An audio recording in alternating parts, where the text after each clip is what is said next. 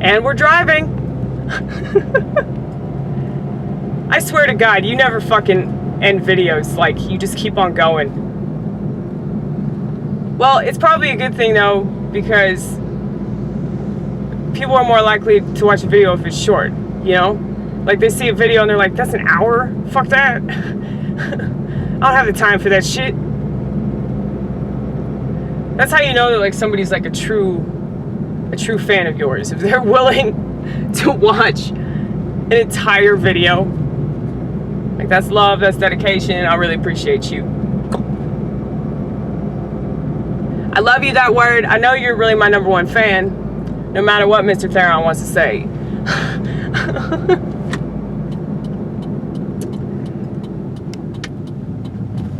No, that word discovered me a while back. He watched like all my fucking videos, and then well, I don't know if he watched all of them, because that's an intense commitment right there, but like, he'd always comment on my videos.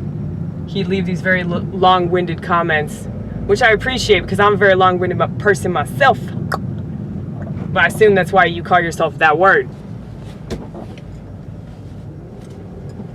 Yeah, y'all should check out his videos. He's funny, he's interesting. He's enlightened.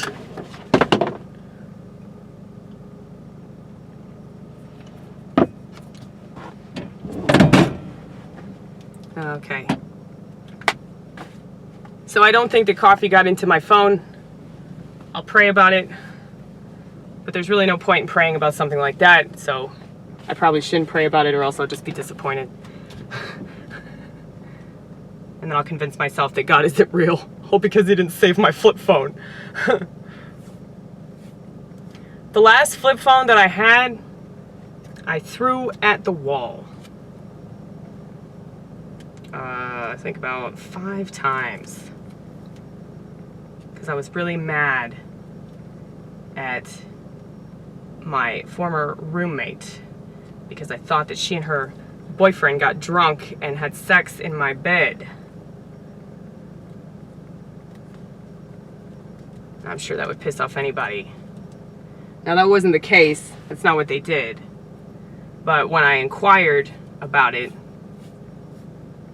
she just started laughing at me because she had a hangover.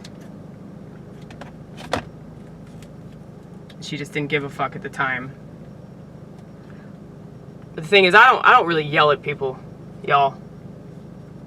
It's hard for me to get that angry. So it's like you really have to push my buttons, and you have to push my buttons for a significant period of time in order for me to raise my voice in a hostile manner. I mean, I raised my voice, you know, I learned through the restaurant industry how to raise my voice so I could get shit done. But that was hard.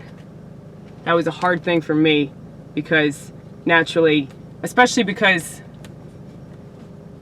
like my whole family yells. And I just don't understand like why people yell if it's not necessary. I mean, my dad will yell for no fucking reason. Like, he'll just start raising his voice. And I think it's because he's a narcissist. So it's like he's trying to assert his power and control over people. And it's like if you don't respond the way that he wants you to, like specifically, he's very meticulous. He's the most meticulous person I've ever met. And if you don't respond exactly the way that he expects you to, and he has very high expectations because he's a narcissist, then he'll get very mad for no fucking reason. Now, I know I don't just blame my dad for everything, but it's like I read a lot, in case y'all didn't know that.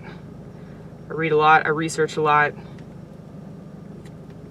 I try to learn as much about different subjects as possible so then I don't have to go to the doctor. But I learned something new today. I have psoriasis.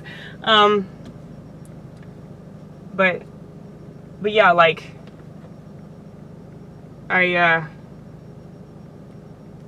know a lot about psychology. I know a lot about personality types, personality disorders, all that, thanks to my own personal experience.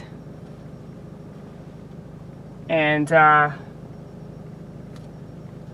so I figured out, you know, what's wrong with all these other people as well. And that's useful, because then I'm not constantly thinking that it's something that I did. I'm like, no, this is them. Like, they're They're fucked up in the head, man. And they don't know it. And the thing is, people in cluster B, they don't have that awareness. So like my dad, he has no idea that he's an asshole. Like anytime there's a problem, like it's never him. And like so many people that meet my dad, they got a problem with him. They're like, wow, he's a dick. Like how the fuck did you live with him? I'm like, well, he took care of me. He took care of me in the only way that he knew how, which definitely wasn't emotionally. Some people just don't know how to be emotionally supportive because they just don't have that capacity, and that's okay. You know, I still appreciate the fact that he put food on the table and he provided for me and all this shit, but that doesn't mean that I, you know, I shouldn't expect anything more than that. And, you know, once I realized, like, okay, this is how he is. This is his nature. I can't expect him to not be his nature. And he doesn't have awareness of it, so, like, there's no way that he's going to change. So I had to change. But that's okay. Like, it's been so much easier to talk to him since I became a conservative, but at the same time, it's like, we still don't see eye to eye on, like, pretty much anything. It's just because we see eye to eye politically, that doesn't mean anything else. So really and truly, like, I mean, people that just, they come from a more outsider's perspective, they might not be on the right like I am, but it's like, if they have more of an outsider's perspective, they're more likely to understand. And I feel like I could probably convince them to come over here, but it's fine if you don't. I think a lot of people are on the left because they've been told their entire life that being on the right means you're a selfish piece of shit. So, I mean, I see that. I see that with corporate greed. I see that, you know, with a lot of these Republicans. They're fucking pieces of shit. Fuck Mitch McConnell. Fuck Jeff Sessions. Fuck Ronald Reagan. Ronald Reagan was completely full of shit. He wanted to act like he was going to shrink the government and just fucking expanded it in his own way. And really, I don't think that we would have the gun control that we have now if he hadn't gotten shot. If there wasn't like this attempted assassination, that wouldn't have happened. But, so selfish. Anyway, you guys, I'm already really fucking late. And I just keep on shooting this video anyway. But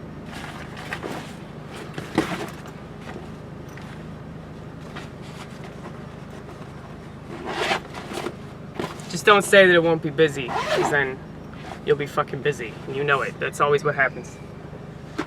That is always what happens. But the last time, it was because it was raining, so I assumed that people wouldn't come out. But tonight is actually trivia night, so the chances of it being busy are a lot higher. But you really never know in the restaurant industry. Oh, so this is why I had that piece of wood in my mouth. Because the toothpick broke. That's what happens when you chew on it. You know, it breaks. Good assessment there, baby. Good assessment. You were full of them. All right, well, I'm going to go. Like, really. Goodbye. Bye-bye. Bye-bye. Bye-bye.